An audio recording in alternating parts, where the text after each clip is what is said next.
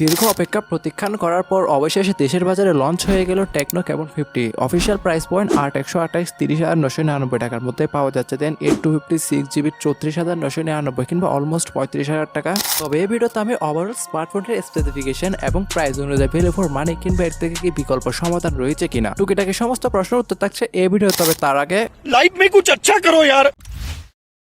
Facebook page থেকে দেখে থাকলে অবশ্যই ফলো করতে বলবেন না। Back to the video. Camon series আপনার জন্য কেন বিখ্যাত কিংবা ক্যামন সিরিজ কি নামেই বিখ্যাত?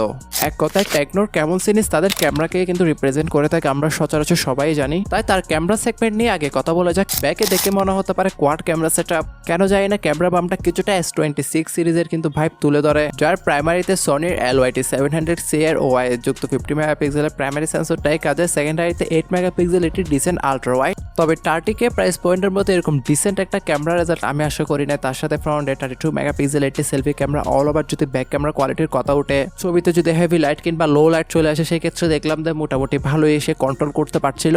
সাথে এক্সট্রা ফিউচার তো রয়েছেই, প্লাস কিছু ক্যামেরা স্যাম্পল স্ক্রিনেও দেখতে পাচ্ছেন। আর আমি যদি ওভারঅল ক্যামেরা কোয়ালিটি নিয়ে কথা বলি তাহলে আমাকে ডিসেন্ট কিংবা বিলো এভারেজে রেখেছে।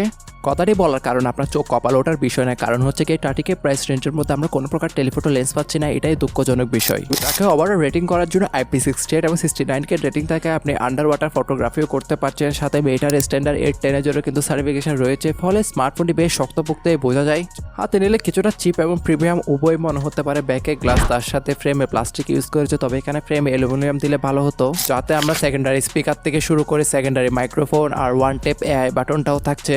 তবে কোনো প্রকার স্টোরেজ সেকশন এখানে ইনক্রিজ করা যাবে না, জাস্ট দুইটা সিম ইউজ করতে পারবেন, যেটাকে সম্পূর্ণ ব্যাকআপ করার জন্য 6500 mAh এর মোটামুটি ভালোই বড়সড় একটা ব্যাটারি দেওয়া হয়েছে। বাট তা সত্ত্বেও ওভারঅল 196 গ্রাম ওজন আর 7.5 মিলিমিটার থিকনেসের সাথেই আসে। স্মার্টফোনটিকে 0 to 100% চার্জ করার জন্য বক্সে 45 ওয়াটের 5 চার্জিং ব্রিকটাও দেওয়া হয়েছে, সেপারেটলি বাই করতে হবে না। ফলে নর্মাল কিংবা বেসিক ইউজে আপনি টাইনা টুনা 2 দিনের মতো ব্যাটারি ব্যাকআপ ইজিলি পেয়ে যাবেন, যেহেতু এর প্রসেসরটাও মোটামুটি পাওয়ার এফিশিয়েন্ট। যার পাওয়ার হাউস সেকশনে দেওয়া হয়েছে মিডিয়াটেক হেলিও G200 আলটিমেট। এটা আসলে কাজে আলটিমেট নামে না। Overall day by day multitasking কিংবা টুকটাক লেভেলের বেসিক ইউজিং গুলো আপনার ইজিলি হ্যান্ড ওভার করতে পারবে, যেহেতু 6nm বেস নটের উপর তৈরি।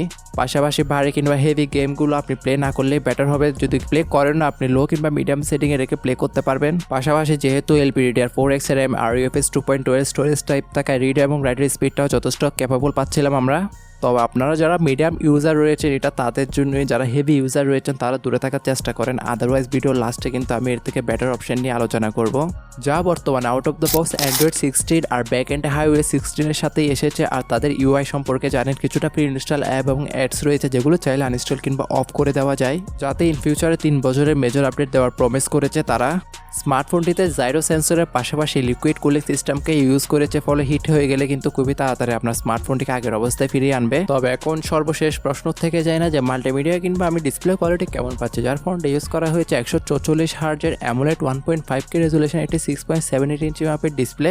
তবে ডিসপ্লে কালার ক্যালিব্রেশন কিংবা মাল্টিমিডিয়ার ক্ষেত্রে ওভারঅল একটা ভালোই আমরা রেজাল্ট পেয়েছিলাম। অ্যামোলেড হওয়ায় ফিঙ্গারপ্রিন্ট আন্ডার ডিসপ্লে প্রোভাইড করেছে, যার অ্যাকুরেট কিংবা অ্যাকুরেসিও যথেষ্ট ফাস্ট ছিল। এখন এক কথায় এ বাজেটে আপনারা যারা বেসিক টু নর্মাল ইউজার রয়েছেন তাদের জন্য মোটামুটি ক্যাপাবল ছিল। বাট আমি মনে করি এ বাজেটে কিন্তু এর থেকে বেটার কিংবা বিকল্প অপশন রয়েছে, যা আমি পরবর্তী ভিডিওতে আলোচনা করব, কারণ সেই ভিডিওতে আমি 30,000 টাকা প্রাইস রেঞ্জের মধ্যে টপ 3 স্মার্টফোন নিয়ে কথা বলবো। তাই অবশ্যই ভিডিওটা মিস দিতে না চাইলে stay connected with our channel. তবে স্বাধীন দেশের আপনারা স্বাধীন নাগরিক, বাকিটা আপনাদের উপর বস, কারণ আপনাদের সবারই কিন্তু নিজস্ব নাগরিকত্ব রয়েছে।